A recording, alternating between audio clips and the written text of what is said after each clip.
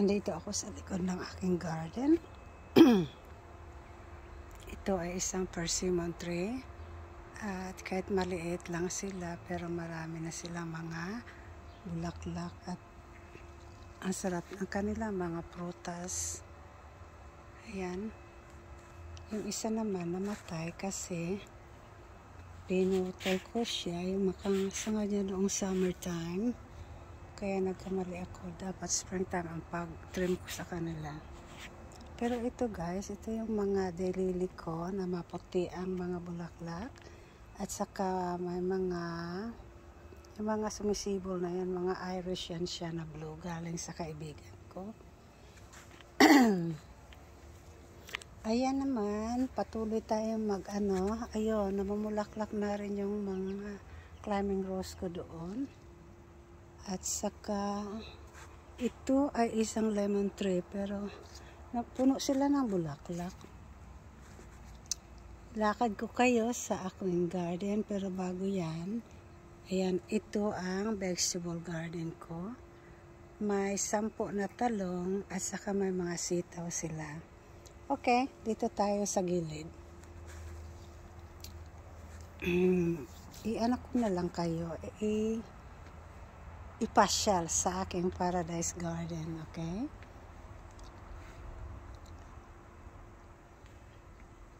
Springtime dito sa amin, kaya mga bulaklak, namumulaklak sila ngayon. Kaya kahanga-hanga sila. Kung marami kang tanim, mabusog yung mata mo sa mga tanim mo pag springtime. Ito pinili ko ito isang supot. Pero hindi ko akalain na may nahalo palang puti. It's a blessing.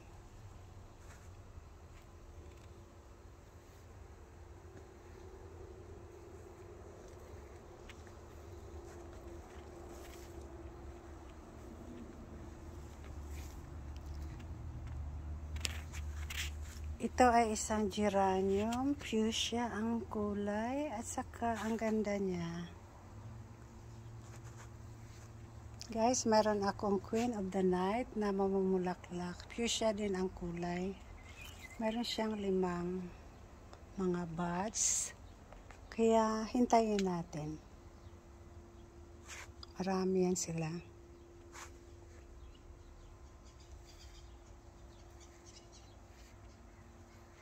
Ito ay mga succulent na naglulumbitay sa aking mga puno ng kahoy. Napakaganda nila.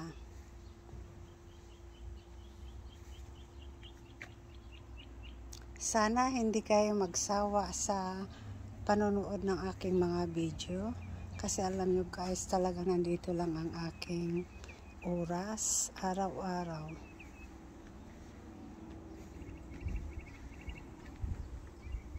Yung garden ko ay hindi iisa lang na klase. Halo-halo sila.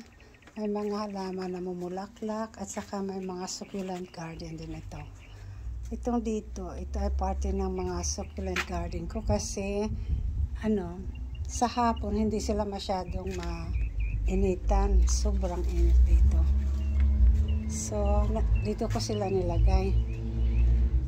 Ito, yung bakod na yan, sa harap yan. Pag pumunta ka doon, ay pure roses garden ang makikita mo doon. So guys, ito na naman sa opposite side ng ating pinanood. Ito ngayon siya. Mga succulent garden ko ito. At saka itong nandito. Hindi lang sila ito nandito. Mayroon pa doon sa likod ko.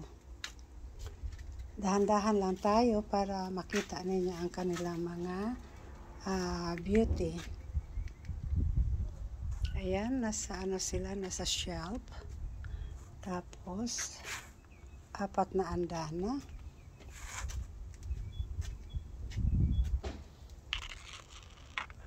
Ayan, at saka itong mga maliliit na succulent na dahon.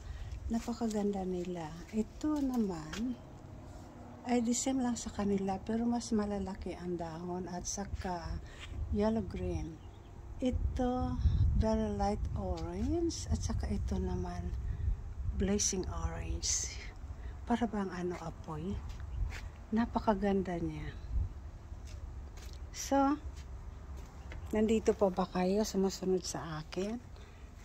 Ito ay 3 rose at saka ito ay isang ground orchids. Pero ipagpatuloy natin.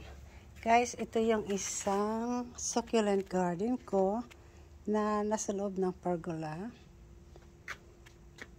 Wala na akong space doon kanina, kaya nilagay ko sila rito para naman magkaroon ako ng extension na succulent garden.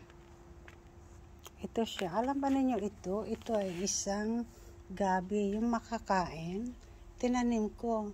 Siguro mga 3 weeks na ito. 3 weeks na yan. Ngayon pa lang sumibol. Okay? So, ito siya. Marami din sila. Tapos, punta tayo dito sa loob ng aking pergola. Ito ay amaryllis na puti. Hindi na sila tumangkad. Saka, Monstera deliciosa. Ayan, may bago na siyang dahon. Hindi ko alam ito kung ano ito, pero napakaganda. Guys, nandito ay isang orchids at saka spider plant amaryllis. Ayan. Ito ay mga orchids na nakahanger. Ayun. At saka mayroon din akong ibon. Ayan, nakikita ninyo, may ibon yan. Saka, anybody knows the name of my hanging plant, succulent? Napakaganda niya. Ito ay 10 years na sa akin, o more than. Every year, namumulaklak siya. Pero yung bulaklak niya ngayon, alam nyo? Hala, nag-close siya. Kahapon nag-open yung bulaklak. Sa umaga para, sarado siya.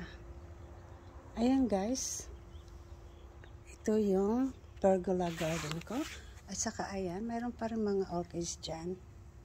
So dahan-dahan naman tayong lalabas para makita ninyo ang buong garden ko dito sa likod. Kasi nandito ako araw-araw.